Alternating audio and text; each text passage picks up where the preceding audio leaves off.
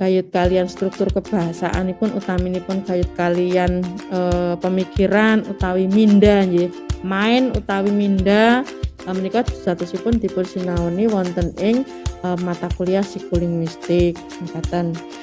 Salajengipun Mas Mbak lumampah wonten ing pepanggihan wekdal menika mangke brainstorming rumiyin nggih gayut kalian pepanggihan perdana utawi awal panjenengan saged pados buku-buku referensi utawi buku-buku sanesipun ingkang gayut kalian psikolinguistik.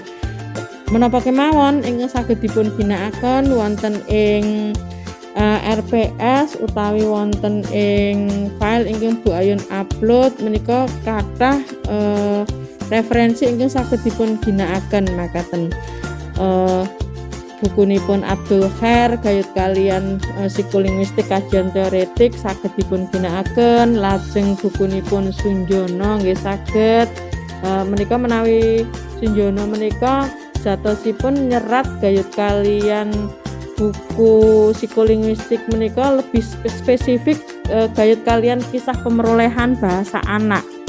Terus intinipun wonten ing buku menika menceritakan utawi mendeskripsikan gayut bagaimana proses yang kebetulan yang diteliti ini adalah cucunya sendiri ya, Pak Sunjono ini. Jadi meneliti dari awal anak diajarkan untuk berbahasa, diperkenalkan dengan leksikon-leksikon ataupun kosakata-kosakata oleh orang tuanya meskipun masih kecil. Ketika anak diperdengarkan kaitannya dengan leksikon-leksikon ataupun bahasa-bahasa tertentu, ternyata di dalam mind atau di dalam otaknya itu tetap menyerap seperti itu. Jadi aktif ya, meskipun masih bayi gitu. Bahkan kalau di dalam penelitian itu kan ada ya ketika di dalam perut seorang ibu, anak itu ketika diperdengarkan hal-hal yang baik, hal-hal yang positif, ternyata juga akan berpengaruh pada pemikiran ataupun faktor minda pada anak yang diperdengarkan suara-suara tersebut.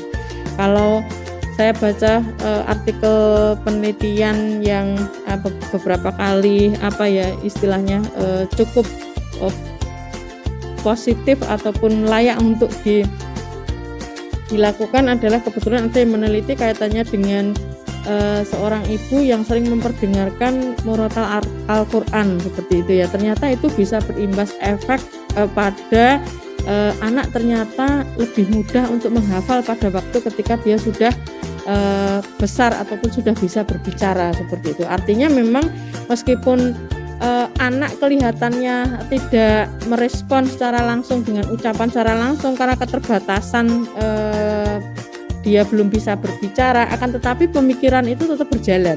Nah, itulah yang nanti akan kita pelajari di dalam psikolinguistik. Kemudian yang berikutnya terkait dengan beberapa buku literatur ataupun beberapa buku babon yang bisa panjenengan gunakan yang berbahasa Inggris. Itu ada bukunya Case Joseph ya.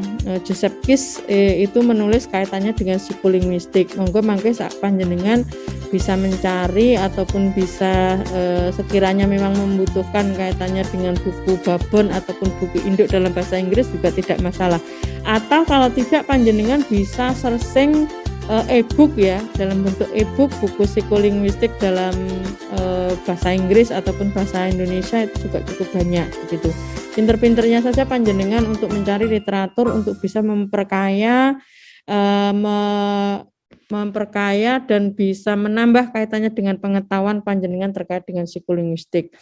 Kemudian ada juga dan Ishak Slobin ini pun juga menulis kaitannya dengan psikolinguistik. Monggo nanti bisa di searching ataupun dicari di internet seperti itu, ada enggak sekiranya untuk bukunya dan Ishak ini.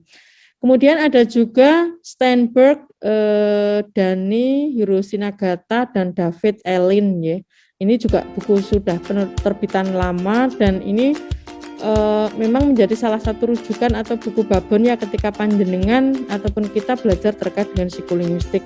Memang agak menguras tenaga ya ketika kita belajar ataupun mengkaji dari buku-buku yang sifatnya langsung dari para ahli, utamanya yang berbahasa Inggris seperti itu. Double tenaga ya. Tapi setidaknya akan mengetahui ternyata kronologis ataupun awal kaitannya dengan psikolinguistik ini kaitannya dengan sejarahnya bagaimana, kemudian definisi ataupun konsep ataupun pengertian kaitannya dengan psikolinguistik itu seperti apa, perkembangan utamanya di luar negeri. Kalau di luar negeri itu kan memang lebih dulu ya dibandingkan dengan di Indonesia perkembangannya. Sama halnya dengan kajian-kajian kebahasaan yang lain sama. Biasanya kita juga posisinya terakhir ataupun setelah di luar negeri berkembang pesat kita baru mengenal seperti itu dan seterusnya. Kemudian ada juga buku yang sering dipergunakan oleh mahasiswa karena ini buku dalam bentuk bahasa Indonesia ya. Ini lebih banyak dipergunakan bukunya Nababan dan Sri Utari Subiakto seperti itu. Panjenengan bisa juga gunakan ini berjudul psikolinguistik dan beberapa buku-buku yang bisa panjenengan dapatkan. Selain untuk yang saya unggah terkait dengan bahan ajar itu monggo saja nanti bisa diperkaya dengan bahan-bahan literatur lainnya yang sekiranya itu nanti bisa mendukung bagi panjenengan untuk memperkaya ataupun untuk mempelajari kaitannya dengan psikolinguistik. Jika kayut kalian daftar referensi utawi daftar pustaka ingkang dipun ginakaken wonten ing perkuliahan psikolinguistik sanesipun kados perkuliahan sanesipun menawi Bu Ayun kayut kalian jurnal nggih. Menika saestu panjenengan ugi kedah familiar anggenipun browsing, searching, lajeng maos artikel-artikel jurnal kayut kalian psikolinguistik utaminipun. Nah, kayut kalian penelitian psikolinguistik Mas Mbak saestu menika salah setunggalipun menawi mahasiswa skripsi sangat jarang mahasiswa ingin mendet psikolinguistik. Alasanipun klasik utawi klise. Awit menapa buku-buku gayut kalian psikolinguistik menika winates, terbatas. Nah, salajengipun gayut kalian skripsi utawi penelitian ingkang gayut kalian psikolinguistik ugi winates. Dados menika mbok menawi ingkang dados salah setunggalipun kendala utawi hambatan menawi mahasiswa mendet psikolinguistik kok referensine sih terbatas, ora enek rujukan sing iso milih pirang-pirang ngene ya. Terus winates panjenengan jatosipun menika saged dipun dadosaken peluang. Misalipun wonten ing perkuliahan menika kados ingkang sampun lumampah tugas akhiripun mangke awujud artikel nggih. Menawi tugas akhiripun menika sae mangke saged dipun damel bunga rampai. Bunga rampai saking artikel perkuliahan psikolinguistik. Awit menika saged dipun ginakaken ugi dados referensi utaminipun kangge adik-adik kelas panjenengan utawi sinten kemawon ingkang betahaken gayut kalian materi psikolinguistik.